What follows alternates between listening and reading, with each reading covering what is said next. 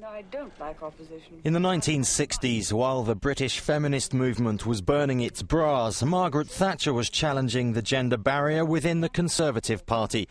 She led the party in opposition and in 1979 became Britain's first female Prime Minister. She inherited an economy in chaos that made the country the sick man of Europe. What followed is known as Thatcherism. It meant privatisation, budget cuts and limiting trade union influence. She stood eyeball to eyeball with union leaders, and despite the long strikes, it was they who blinked first.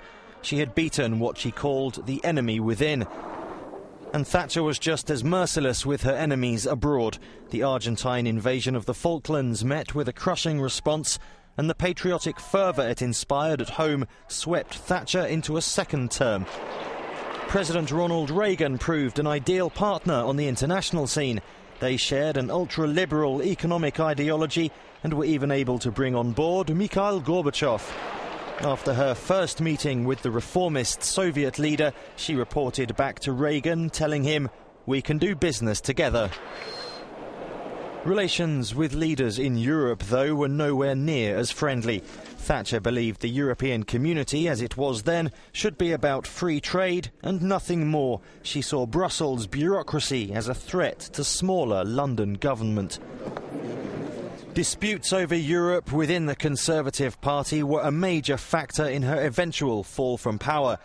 She narrowly won a first-round party leadership vote in 1990, but it became clear to her that it was time to go.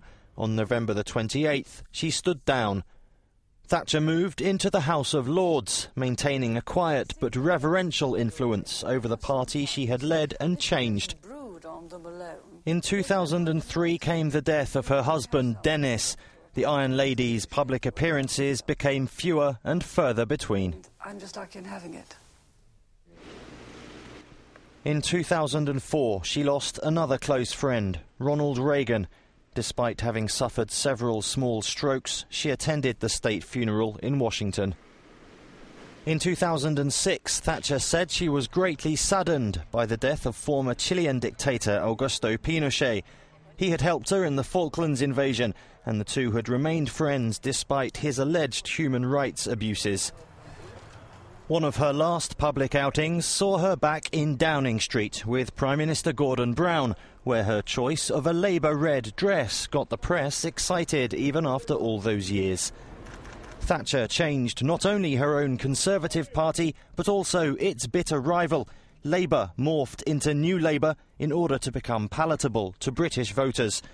A political colossus, Thatcher was present even after leaving the room.